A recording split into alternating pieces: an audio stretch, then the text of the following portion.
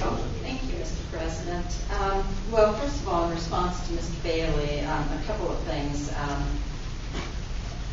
But first of all, I think most of the pit bull attacks have been with dogs that are not insured. They're supposed to have $100,000 liability. They're not licensed in many cases. There's no responsibility taken for the attack, and we have one of our citizens here tonight who was attacked. Her dog and her were attacked by a pit bull.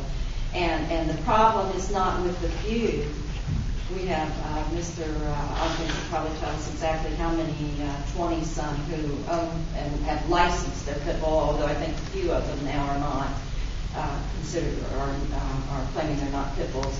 But the rest of them, what we've done, first of all, every other city around here, even Columbus, has banned vicious animals. Now, whether they've defined the pit bull as a vicious animal, they've banned them.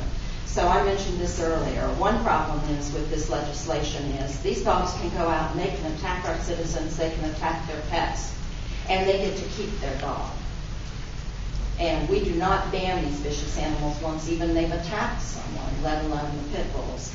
And so what we have done is and I mentioned before, we have 65% rental properties in here, a lot of it lower income, cheap rental property. We have invited pit bulls into this city. When I go around the city, I see pit bulls being walked more than any other breed in this city. Very rarely do I see anything else but pit bulls. And so what we've done, we've invited them in here, and it's not those few that are licensed, but are we to determine the safety of our 18,000 and some citizens on 20-some pit bulls that are licensed, where we're having children and adults attacked by these dogs? And secondly, I have another problem with this legislation that we currently have, and that's our Vicious Animals Appeals Board. The only qualification is that they're citizens of the city of Whitehall and they don't hold any other office.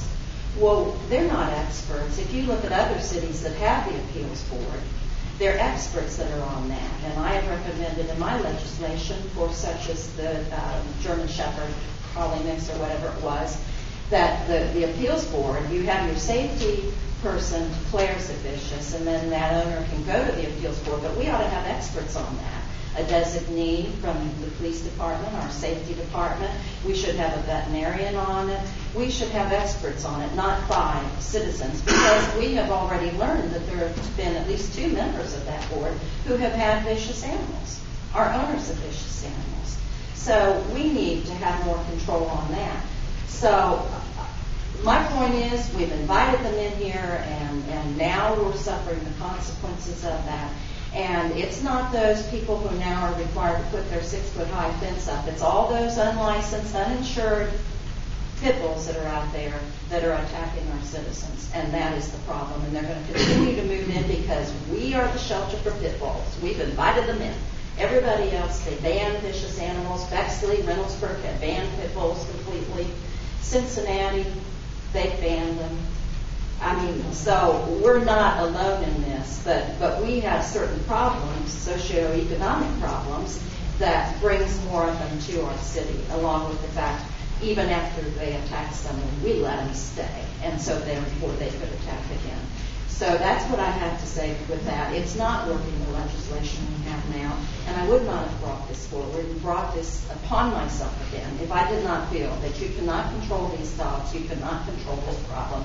If you ban them, they will not come here in the first place, and that's why I do it. Secondly, I know that I have brought up in the past, we had a terrible tragedy here in Whitehall early in the year, where a mother and her 2 children were murdered, and then there was a suicide by the husband living in the household.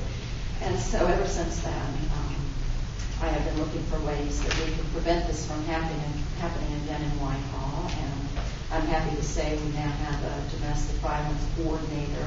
And I wanted to share with everyone tonight, there's a wonderful organization, and I had the opportunity to attend a 3-day conference put on by the Columbus Coalition Against Family Violence. It's here in Columbus, and they're trying to bring all of the organizations together so that we can work on this problem as one, and that's how you get things done.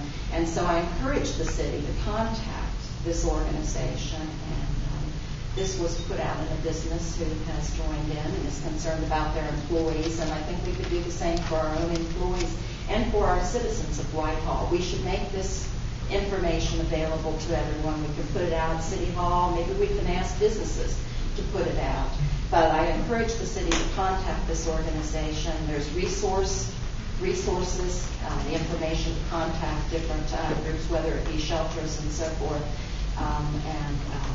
It's a problem. It's not just in Whitehall, and it goes beyond all bounds of your economic situation. It's everywhere, and it's becoming more and more a problem in the United States, and I encourage the city to become even more involved, get into our schools and more education on it too, so that we can prevent the trauma that happens to our children because they're living in a household where there is violence. So I'm going to leave this here, and Mr. Shannon, I don't know if you'd be the person to leave it with, or the mayor. I'll pass that on to you. Also, regarding our strategic plan, and I know we've touched on it and we've talked about it, but communication with our citizens, I think, is the most important thing. And as I say, I am so glad to see all of you people here. I hope you will continue to come. But what I'd like to see is something where we're down from this podium and we have where the citizens come in and we sit and we talk and we hear about your problems, we share ideas. And I'd like to see this on an ongoing basis, because this is only going to work if we have citizen participation in it. This is only going to work if we make our neighborhoods safe. This is only going to work if we do something about the rental properties. It's only going to work if we quit letting the businesses seep into our neighborhoods and protect our neighborhoods. I want to see neighborhoods where we can walk around. I want to see businesses that are right up by the street that we can walk to. That's what makes a community. That's what makes neighborhoods. And so when we're doing this, that's what we should be thinking about, is how we're going to get the citizens involved, share our ideas, because council does not represent the mayor. Council represents, each of us was elected by citizens in our area or some citywide like I was. We represent the citizens, not City Hall. And so we need to get the citizens involved and find out some way to do that and some way to communicate. And I know it has been mentioned, and I apologize, I've got a lot on my table tonight. It has been mentioned that maybe we can communicate in the spring and fall, spring guide and fall guide. Here's the one for 09, and it's a good way to keep the citizens up to date. And I agree with it.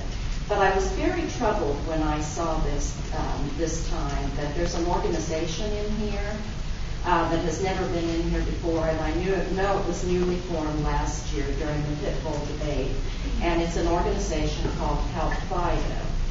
And in it says humane education leads to progress for informed dog owners. And Help Fido envisions a society free from discrimination where responsibility, education, love, and compassion allow humans to fully respect and understand man's best friend.